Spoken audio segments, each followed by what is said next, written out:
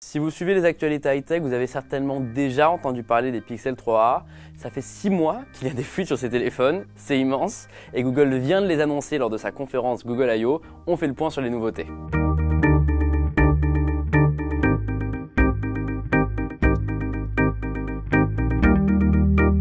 Globalement, les Pixel 3, qu'est-ce que c'est? Eh bien, ce sont des versions milieu de gamme des Pixel 3. Leur prix, c'est entre 400 et 480 €. On y reviendra en fin de vidéo. Et l'idée de Google, elle est assez simple. C'est emmener l'appareil photo du Pixel et l'expérience Pixel, c'est-à-dire une expérience de navigation très bonne, des mises à jour régulières, sur le segment milieu de gamme, en faisant quelques sacrifices au niveau de la puissance et de l'équipement.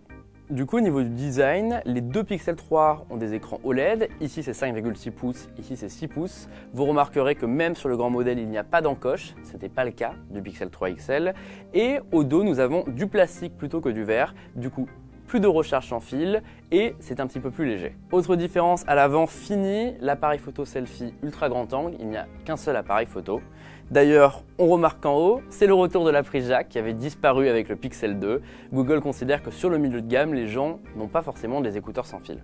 À l'intérieur des téléphones, on a le processeur Snapdragon 670 qui offre de bonnes performances, évidemment moins bonnes que le 845 ou le nouveau 855 de Qualcomm, et 64 Go de stockage avec 4 Go de RAM. 3000 mAh pour la batterie du Pixel 3 et 3700 pour le Pixel 3 XL qui a de grandes chances d'être le Pixel le plus endurant puisque les Pixel 3 c'était pas vraiment ça. Maintenant, passons à la partie photo. Vous savez, c'est le point fort des Pixel 3, des Pixel 2 et même des premiers Pixels, c'est cet algorithme logiciel créé par Google qui améliore drastiquement la qualité des photos. D'après eux, c'est identique sur le Pixel 3. On a le même capteur de 12 mégapixels et la même intelligence HDR+, et toutes les fonctions Google comme Night Sight, comme Photo Boost, qui rendent l'appareil photo du Pixel vraiment intelligent. Donc est-ce que c'est différent ou pas? On va le tester. On a encore le Pixel 3 sorti en fin d'année, donc on va pouvoir faire la comparaison. On vous dira ça dans une prochaine vidéo, mais ça nous semble très prometteur et peut-être que sur le segment du milieu de gamme, si vous n'avez que 400 € à dépenser dans un smartphone, eh bien c'est peut-être celui-là qu'il va falloir acheter si vous voulez vraiment la meilleure qualité photo possible. Nos tests détermineront ça. Il y a juste une petite différence que Google nous a indiquée sur l'appareil photo, c'est que vous savez peut-être si vous avez déjà possédé un Pixel, quand on utilise l'appareil photo Google avec un Pixel 3,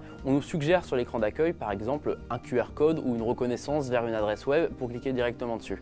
Google nous a dit que c'était impossible à faire avec le Snapdragon 670, donc il n'y a pas de détection du contenu de l'image avec ce téléphone. Mais ça ne devrait pas impacter la qualité globale de l'image. Les prix en détail, le Pixel 3 de 5,6 pouces coûte 399 €, il est disponible en noir et en blanc, et le Pixel 3 XL de 6 pouces coûte 479 € et disponible aussi en noir et en blanc. Ça a l'air d'être des prix plutôt honnêtes pour du milieu de gamme avec un appareil photo aussi démentiel. On va maintenant les tester, on revient vers vous dans quelques jours pour vous dire si ces Pixel 3 sont les meilleurs smartphones milieu de gamme du moment.